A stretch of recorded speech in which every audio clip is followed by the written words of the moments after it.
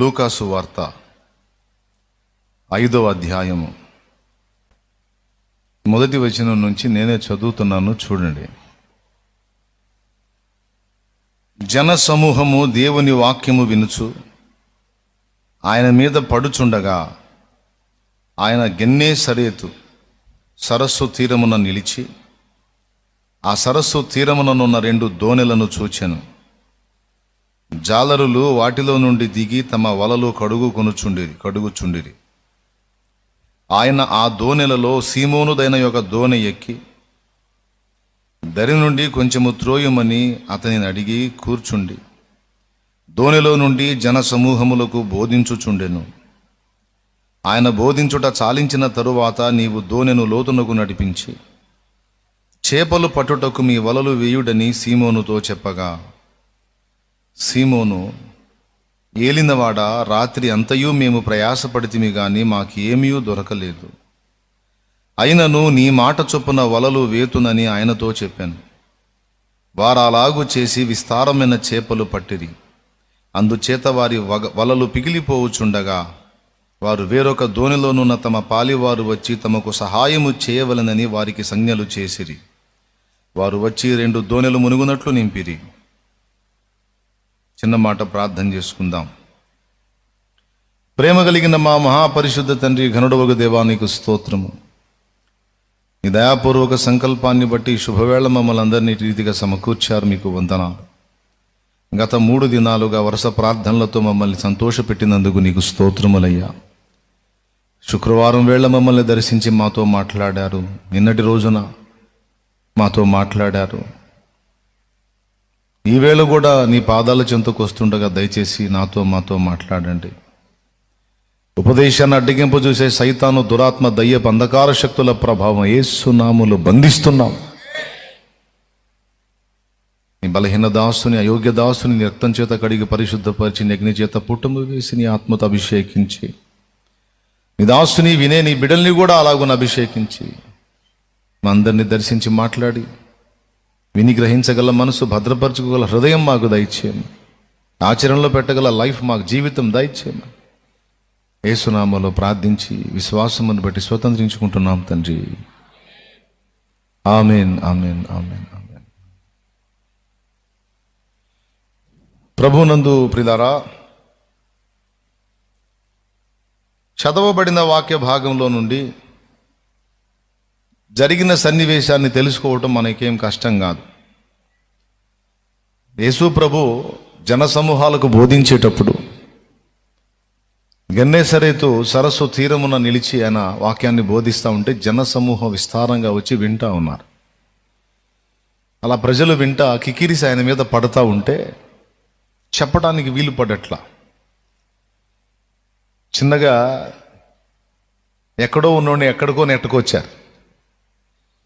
ఇంక లాభం లేదని ఆయన ఏం చేశాడంటే, ఆ సరస్సు తీరమున నిలిచి సరస్సులోకి చూస్తే 2 దోణెలు దరిన ఉన్నాయి.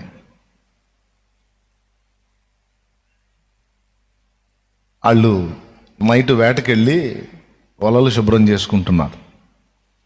ఆ 2 దోణెల్లో ఒకటి సీమోను దోణె. ఆ సీమోను దోణె ఎక్కాడు పోయి. ఆయనేం అడ్డుకోలా. ఈయన పోయి దోణి ఎక్కాడు, ఆయనేం అడ్డుకోలా, ఎక్కి కూర్చున్నాడు.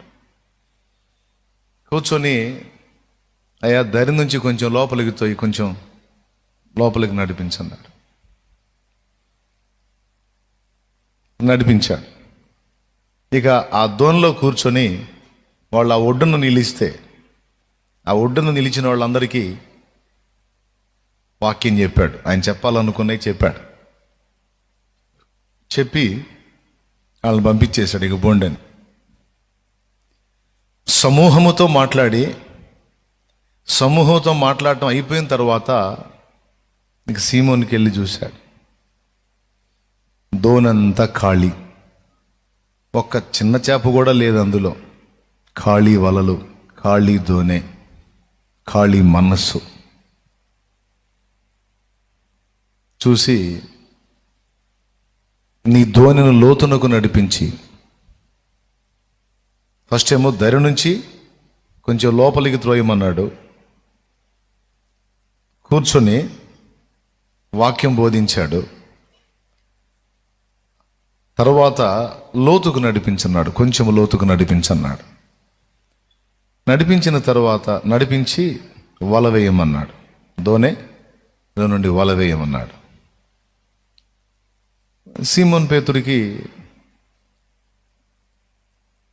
బహుశా నవ్వొచ్చి ఉంటుంది. ఎందుకంటే నడి సముద్రంలోకి వెళ్ళి, నడి సరస్సులోకి వెళ్ళి రాత్రంతా వేటాడారు, ఒక్క చేప పడలేదు.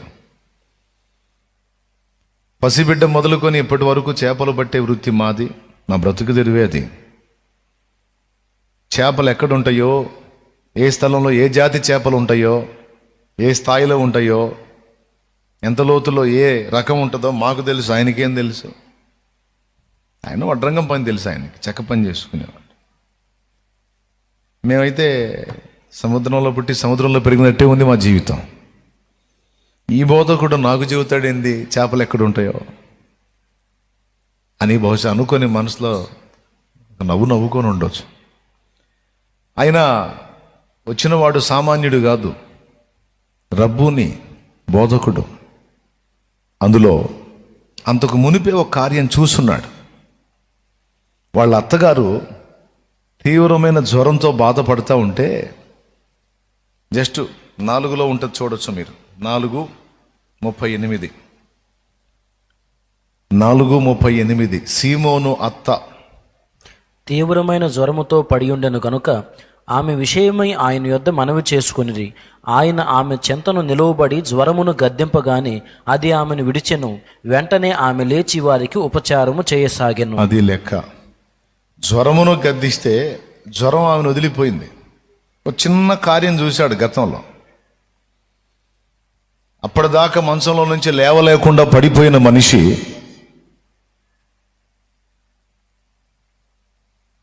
ఏ జ్వరం ఆమెను పట్టి పీడిస్తా పడేసిందో ఆ జ్వరముని ఒక మనిషిని గద్దించినట్టు గద్దించాడు ఆయన. అది విడిచింది. వెంటనే ఆమె క్షణాల్లో తేరుకొని లేచి, ఒట్టిగా లేదు, మళ్ళీ వాళ్ళకు ఉపచారం చేసింది. అంటే కొంతమంది స్వస్థత పొంది మళ్ళీ లోకంలోకి పోయినట్టు కాకుండా, స్వస్థత పొంది మళ్ళీ వాళ్ళ శరీర వాంఛలు తీర్చుకోవడానికి లైఫ్ని ఖర్చు చేయటం కాకుండా, స్వస్థత పొంది బాగుపడ్డ మనిషి వెంటనే లేచి వారికి ఉపచారము చేసింది, ప్రభువుకి సేవ చేసింది. కొంతమందిలాగా ప్రభు ద్వారా కార్యం పొంది పోయి లోకంలో జీవితాన్ని తగలబెట్టిన రకం కాదు. ఆ సన్నివేశం చూశాడు సీమోను, ఎరుగును. అందుకని ఈ బోధకుడు సామాన్యుడు కాదు. దోణిను లోతునకు నడిపించి వలవేయి అన్నాడు. ఎందుకు వచ్చిన గొడవ? వేస్తే పోలా. చేపలు పడ్డా పడకపోయినా బోధకుడిని గౌరవించినట్టన్నా ఉంటుంది కదా, మొహమాటానికైనా కొంచెం చూడాలి కదా అనుకున్నాడు. మొత్తానికి ఆయన చెప్పినట్టే లోతునకు నడిపించి వల వేయటానికి మనసులో నిశ్చయించుకొని, ఆయన ఉండబట్టలేక ఉదారం ఆపుకోలేక ఈ మాట బయట పెట్టాడు. బోధకుడా, మేము రాత్రంతయు చేపలు పట్టడానికి ప్రయత్నించాం, కానీ రాత్రంతా ప్రయాసపడ్డాం, కానీ ఒక్క చేప పడలేదయ్యా అన్నాడు.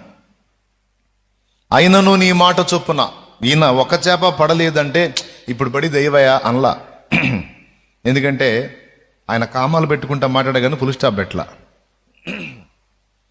రాత్రంతా వలేసాం, ఒక్క చేప పడలేదు అని ఫుల్ స్టాప్ పెట్టినట్టయితే నెక్స్ట్ ఈయన మాట ఉండేది. కామా పెట్టి తర్వాత ఏం మాట్లాడాడంటే, రాత్రంతయు ప్రయాసపడితిమి కానీ మాకేమీ దొరకలేదు, అయినాను నీ మాట చొప్పున వల వేతునని, వలలు వేతుమని విసిరారు. లోతుకు నడిపించి వలలు విసిరితే వలలు రావట్లా, టైట్ అయిపోయింది వల. అంటే వాళ్ళు లాగలేకపోయారు. ఏందిరా వల రావట్లేదు, దేనికన్నా చిక్కుకుందా, ఏం జరిగింది ఏంటి అంటే, ఏం జరిగిందో ఏసైకి తెలుసు, వాళ్ళకి తెలియదుగా. తర్వాత అబ్జర్వ్ చేస్తే విస్తారమైన చేపలు పడ్డాయి. కలవరపోయారు. సమీపంలో ఉన్న దోణికు సైగ చేసి పిలిచి, రండి రండి రండి, విస్తారమైన చేపలు పడ్డాయి మా వల్ల రండిని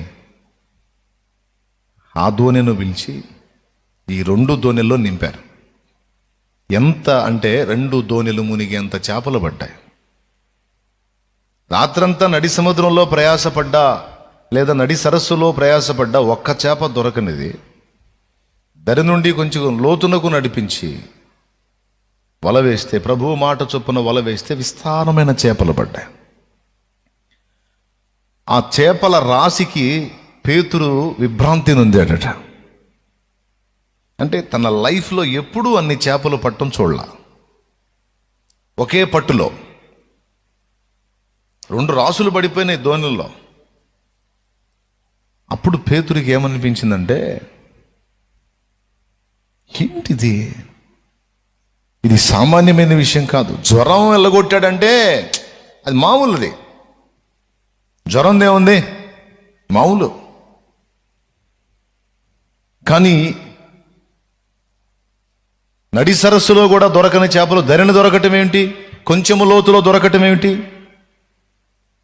అని అతడు విభ్రాంతి నొంది, ఆ చేపల రాశికి విభ్రాంతి నొంది భయపడి ప్రభు పాదాల దగ్గరికి వెళ్ళి మోకాళ్ళుని, ప్రభువా నన్ను విడిచిపోము, నేను పాపాత్ముణ్ణి అన్నాడు. నన్ను వదిలేసి వెళ్ళిపోయా, నేను పాపాత్ముణ్ణి అన్నాడు. అప్పుడు ప్రభు ఏమన్నాడు చూడు ఒకసారి. ప్రభు ఏమన్నాడు, ఏలయనగా వారు పట్టిన చేపల రాశికి అతడును అతనితో కూడా ఉన్నవారును విస్మయం ఉంది, ఆశ్చర్యపడ్డారు. అలాగున్న సీమోనుతో కూడా పాలివారైన జెబెదయి కుమారులకు యాకోబును యోహానును విస్మయం ఉంది. అందుకు యేసు, భయపడకుము, ఇప్పటి నుండి నీవు మనుషులను పట్టువాడవై ఉందువని సీమోనుతో చెప్పెను. వారు దోణెలను దరికి చేర్చి సమస్తమును విడిచిపెట్టి ఆయనను వెంబడించిరి. దేవునికి స్తోత్రం కలుగునుగాక. హల్లెలూయా, హల్లెలూయా, హల్లెలూయా. ఇప్పుడు వినండి,